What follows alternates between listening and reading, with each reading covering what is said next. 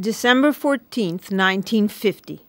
60 years ago, an organization for the world's refugees was born. Approved by the UN General Assembly, UNHCR was originally created to address the post-World War II refugee situation in Europe, but its work quickly expanded. By 1956, it was facing its first major international refugee emergency when Soviet troops crushed the Hungarian Revolution.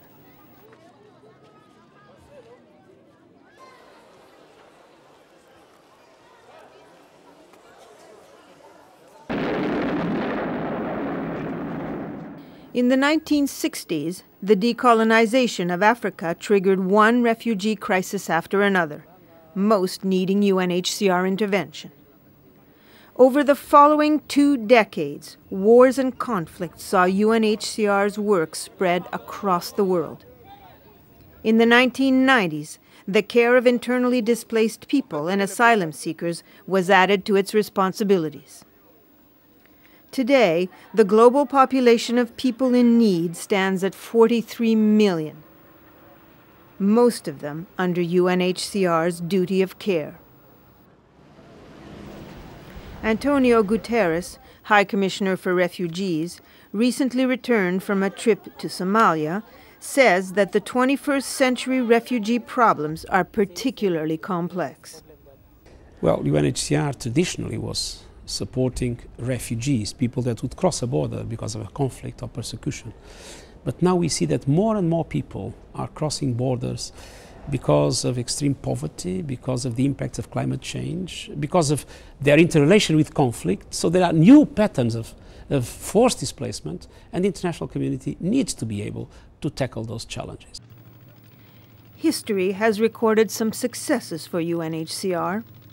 The rescue of the Vietnamese boat people, the return of Kosovar refugees to their homeland, the resettlement of thousands of Iraqis, 2 Nobel Peace Prizes. For millions, UNHCR has been a lifeline. I think it's very important to recognize that the action of UNHCR has represented for many people life instead of death, home instead of total deprivation, health instead of a disease that can even represent the risk to die, protection against the most dramatic violations of human rights. However, protracted wars in Somalia and Afghanistan, conflicts in Darfur and Colombia and Yemen, to name a few, leave millions waiting for some kind of peace. I think we have many reasons to be proud, but we also have much more reasons to be concerned with the challenges we face at the present moment, and recognizing that, unfortunately, the root causes of conflict and displacement are not being eliminated, and that the next few years will be as challenging as the past.